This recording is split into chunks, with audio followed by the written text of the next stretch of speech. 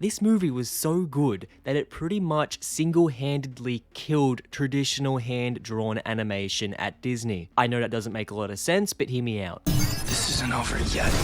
Sometimes, courage can be the greatest treasure of all.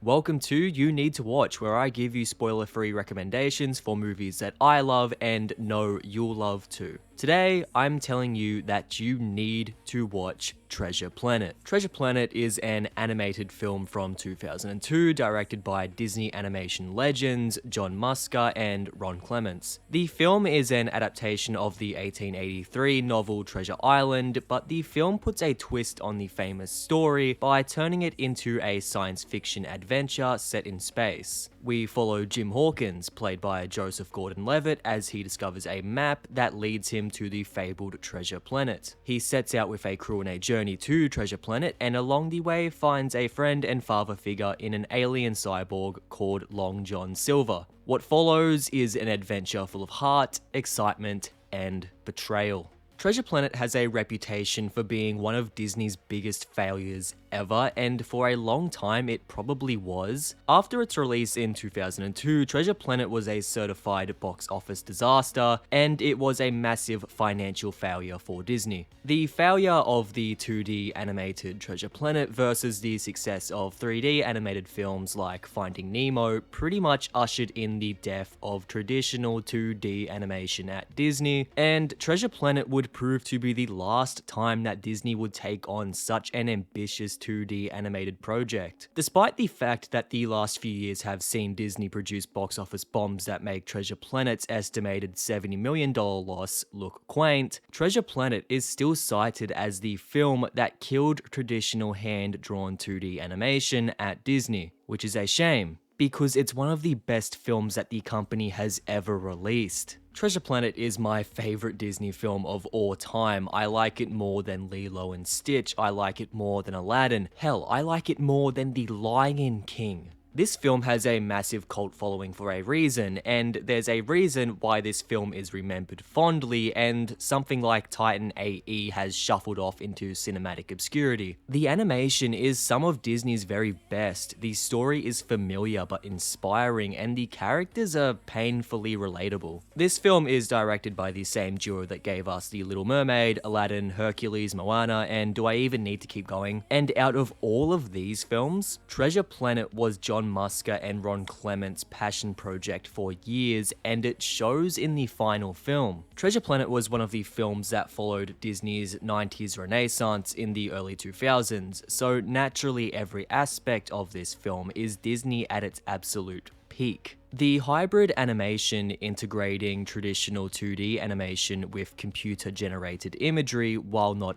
always perfect, is breathtaking. The score by James Newton Howard is one of his finest, and I still listen to the songs written for this film by the Goo Goo Dolls' John Resnick to this day.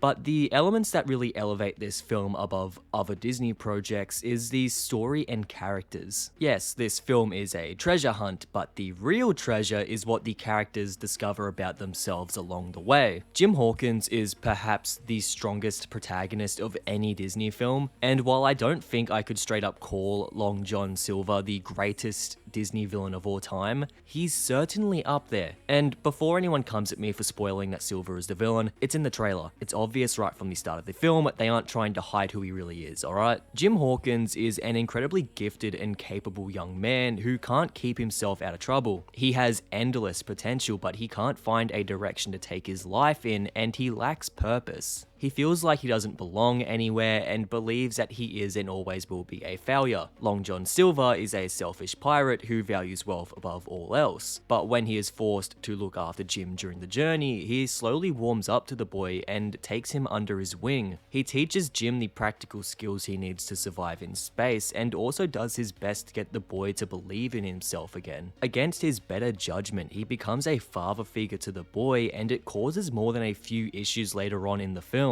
This relationship that the two share during the film is the highlight of the whole story, and it is easily the strongest part of the entire movie. Personally, I've always found this film to be very inspiring. I think we can all relate to the human struggle of trying to find a purpose and direction in life. Jim's struggle is very relatable, and it is very easy to see parts of yourself in Jim. We all feel like we don't belong sometimes, we all feel like we are failures from time to time, and we all need some help in believing in ourselves every once in a while. Jim is still one of the most relatable characters I have ever come across in film, and that's saying a lot considering he goes on a journey through space on a floating ship with a talking rock. Treasure Planet is a film that I constantly revisit, not just because it's a fun watch, but it's one of my comfort films that gives me hope. Listen, I'm not a nihilist. I love my life and everyone in it, but sometimes I wish I had more direction and purpose to guide me. The last few years especially, I feel like I've been running around in circles for the most part. But whenever I watch this film, it gives me hope that one day I'll do something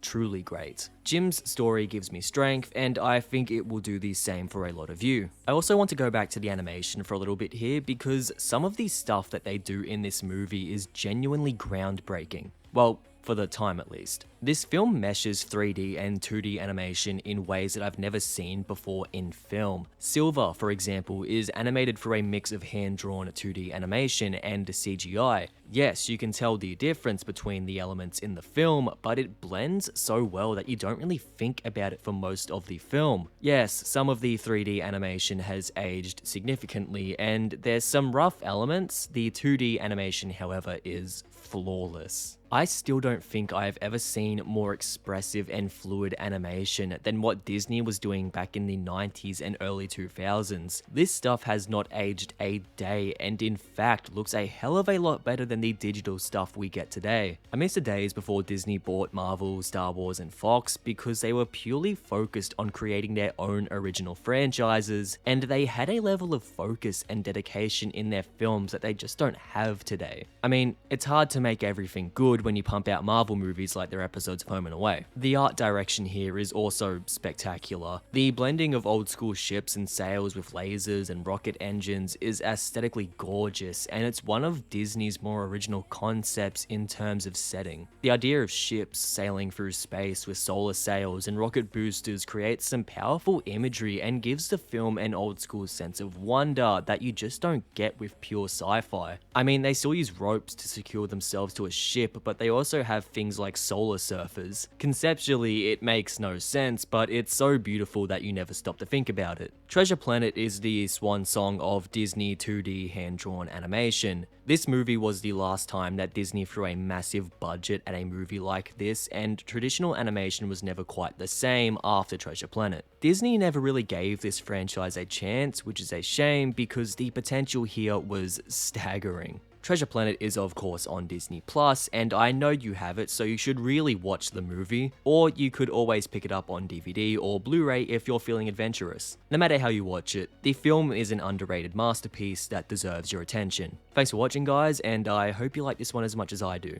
Look after yourselves, and as always, I'll see you all in the next video.